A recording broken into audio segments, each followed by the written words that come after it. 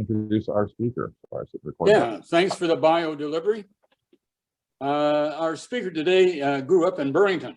He attended Wilfrid Laurier University and graduated with an honors business degree with a minor in economics. Clinton Howell is a real estate broker with Remax Escarpment Realty. He's a husband and a proud father of two young adults, daughter Kaylee and son Tim. As a dog lover, he has two dogs who accompany him with his wife on forest trail hikes. Clinton is a proud Rotarian and is currently president-elect for the Burlington North Club. For his work in the community, he is a recent recipient of a Paul Harris Award.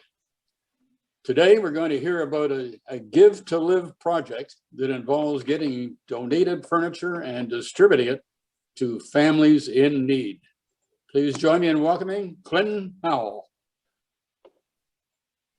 Thank you very much, everyone. Thank you, Jay, for the invite and for having us. So I'm here with actually a couple of team members. Mary Dilly and Kate Johnston have joined me. So and we're all affiliated with the Rotary Burlington North Club.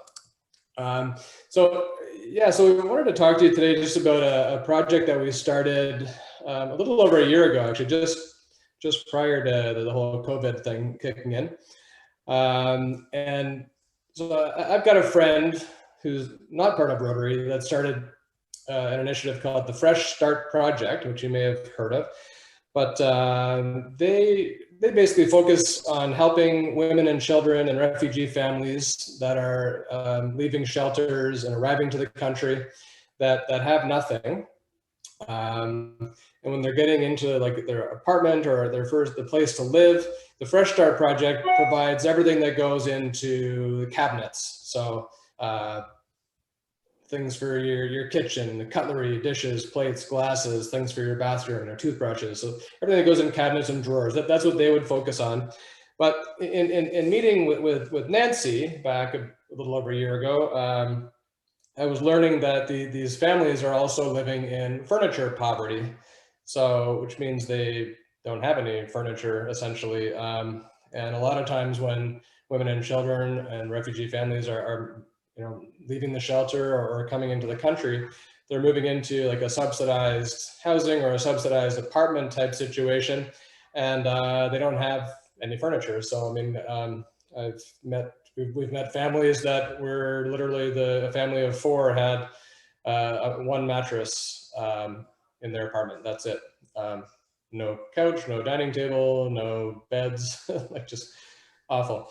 So this kind of inspired us to put our thinking caps on and to figure out how we could start an initiative to kind of bolt on to what my friend Nancy was doing in terms of what they were helping with, but with regard to, how could we round up furniture to help these types of situations. And so we formed our initiative, which we called the Give to Live Furniture Project. It's a bit of a mouthful. We always shorten it to an acronym, but the Give to Live project, essentially we reach out through Facebook and through just connections, and we have a steady stream now. Like, it took a while to get started, but actually Mary was very connected in a lot of Facebook groups. So initially Mary would reach out with specific requests for things families would need, and then within a matter of 15 minutes to an hour, we'd have a whole bunch of people stepping up. I've got a bed, I've got a coffee table, I've got this, I've got that. And so we are quickly finding donations. We've streamlined it quite a bit since the beginning. And we've actually, at this point, over the past year and a bit, we've helped more than 25 families. But we've got partnerships with Access Storage now, and we've got volunteers. And our project, initially our project wasn't part of the Rotary Club, but to make it more organized and we brought Kate into the team. Kate joined us, and Kate's been an amazing powerhouse for us in terms of keeping us organized and helping us to document and create processes and things like that. And we've all had lots of hands-on in terms of picking up and delivering furniture. So the goal is to help those families that are living in furniture poverty. So I've got a little video to show you, and then I'm going to tell you a little bit how we're operating right now. and the types of things that we're up to. So if I can share my screen, Jay, I'll show this video. Be active.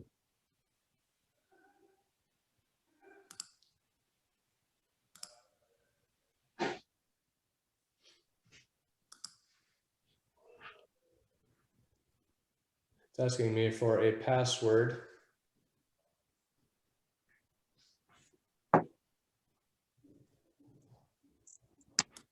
Shows that you're sharing screen. Oh, it is? Okay, maybe it's just a delay here. Hang on. Oh, there we go. It seems to be kicking in now. Perfect.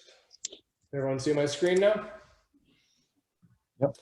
Okay, so this was a little a video that that your TV, Halton TV, put together for us. This was back just when we were getting started, and we were helping one of the families. So.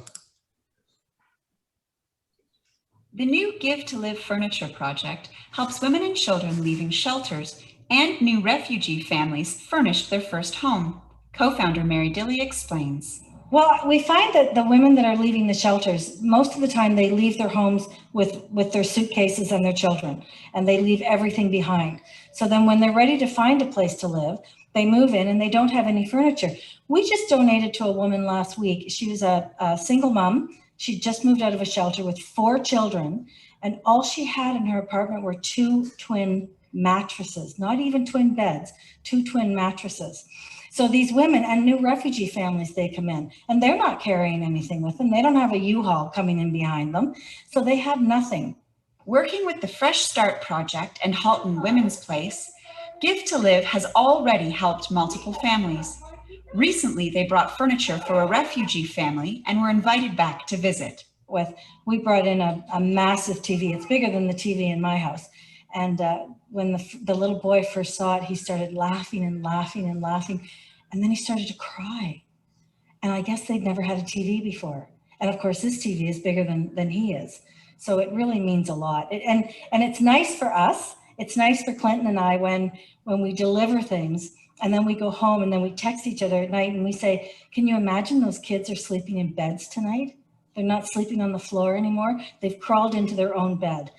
After helping to haul all the furniture in himself, seeing the family in their home is very special for Howell.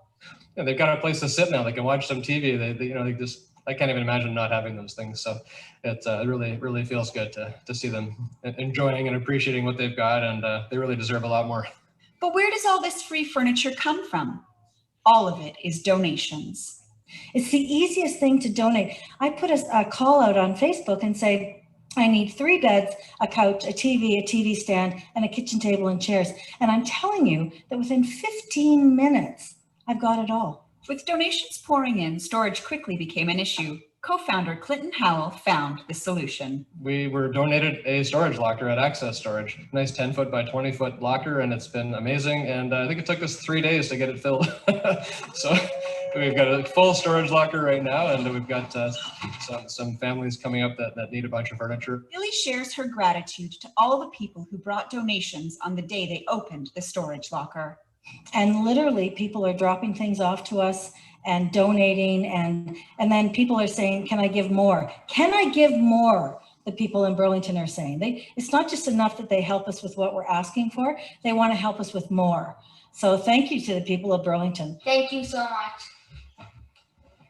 Reporting for Halton News, I'm Nikki Wesley.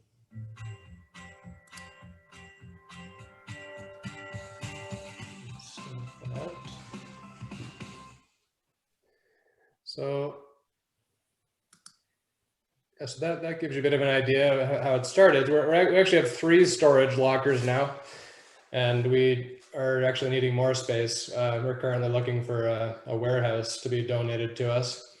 So what we've been doing, it became very difficult for us to be picking up and delivering everything. So we took our project, Kate joined our team, and we did a presentation to our Rotary Club. And so our project has become part of our Burlington North Club now through the Community Services Committee. We needed a bit of funding, which we've got through that now to pay for truck rentals and things like that. Access Storage has actually given us more space. We've got the 3 lockers, and like I said, we're having we need more space still. We're helping 3 to 4 families a month on average now, and we've set up a little inventory system, which is fairly recent. But so we've got the 3 lockers, 1, 2, and 3. So we've got these. We take pictures of everything going into the lockers now, and we add notes. So we can send out a link to the 3 lockers to families that need items, and we can send out those links, and they can go through the pictures and send us screenshots of things they want, and then we can tag them reserved. And then what we've been finding is that there's organizations like Shelter Movers, for example. I'm just going to try and stop the screen share. Am I back to normal now? So Shelter Movers is an organization that actually provides free moving services for people leaving shelters and refugee families. And we've also recently, Kate actually formed a partnership with some Indigenous groups, with some Indigenous folks that need help as well. But the Shelter Movers have been great. So we can send links out now to a family that needs things. They can send us screenshots back of items that fit their needs. We can tag them reserved, book a date with Shelter Movers. They'll pick up the items from our storage lockers and deliver it to the families. So now we can help a lot more families, because we're doing 3 or 4 families a month right now, and it's been it's not without growing pains or headaches, I can assure you, but it's getting more systematized and getting easier as we go. And yeah, so that's pretty much what we're up to, and we're hoping to grow the systems of the project further, get some warehousing space. We're not looking to possibly help that many more families. 36 to 48 families a year is pretty much the max, but we're just still in the process of streamlining. And we've got a number of volunteers in the community now that we do like a pickup day, usually 1 day per month, because a lot of folks can't find ways to get furniture down to us. So we have a pickup day 1 day per month with a bunch of volunteers, and we'll hit 8 to 12 households and pick up all the items and bring them back to our storage locker. So yeah, so that's pretty much it. If there's any questions, I'm happy to answer them. That's great. Thank you very much, Clinton. Just a reminder, anybody check to make sure you're not muted before you ask your question. Who has any questions?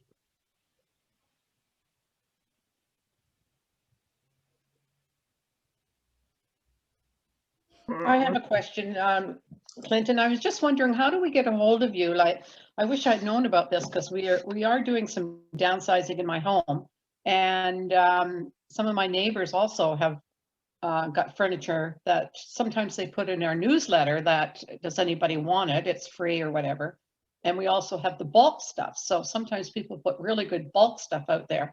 So how can we get a hold of you to let you know, and then I can let them know that somebody will come for this furniture? Yeah, so that's a great question. So furniture has to be, in good and clean condition for sure, and it's got to be relevant furniture for small apartments and things like that. So we do have a little bit of a screening process that we go through, and so we can't take everything. And sometimes we actually, because we're limited to the 3 lockers, sometimes we get full, things like that. But in a general sense, we're open arms to people offering us furniture and reviewing. Why don't I throw my email address into the chat, and you can jot that down. And if you have opportunity, just email me anytime. And basically, we would just ask that you'd send over a picture of the items, the individual items that you've got, so we can have a quick chat about them. And if they look like things that will be suitable for us, then we'll kind of put you on the schedule for the next pickup date that's coming up. Or if there's opportunity for you to deliver to us, then myself, Mary, or Kate can meet you fairly flexibly throughout the week. And is it only furniture that you take, or would you be taking like sets of dishes and things like that, or is it just furniture? Let's say it's mostly furniture. I mean, if you've got a complete dish set, which is in perfect condition, then we would consider that for sure. But just like if it's partial sets or that sort of thing, then no. In terms of bed linens and things, we love when people buy brand new bed sheets and give us like brand new stuff, but we don't really like to take in used bedding. But yeah, brand new stuff's great. And there is always, if you want to donate and purchase things and donate to us as well, we've got a few private donors that ask us what we need. And there is certain things that we find a lot of the families need on a regular basis, like over the toilet storage cabinets, which IKEA's got a great one, and TVs. So sometimes there's things that it's hard to find donors for, but we through private donations, we're able to purchase some of those things and put them into our stock to give to the families as well. Clinton, I have a question, please. How far afield or how far will you drive to pick up donations? Yeah, I'd say so. Generally, we're trying to stay in the Burlington, Hamilton, Oakville area.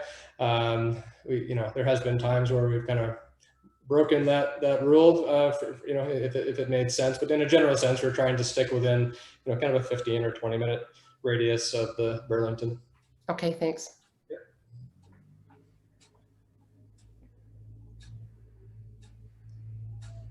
Is that it? No other questions? Margaret, would you like to thank our speaker, please? Yes, President Jay. Clinton, on behalf of the club, I wish to thank you for your presentation on the Give to Live furniture project, for being the U-Haul for the clients, and especially for seeing the need in the community. I can't imagine women and kids not having a bed to sleep in the city of Burlington. And I thank you again for seeing this need, for working with Fresh Start and Halton Women's Place to give these families the necessities as well as a reason to smile. To properly thank you, our club it normally gives and will give vaccinations for polio to eradicate polio in the world. And I thank you once again very much for your presentation today. Thank you very much. I appreciate you allowing us to be here to tell us what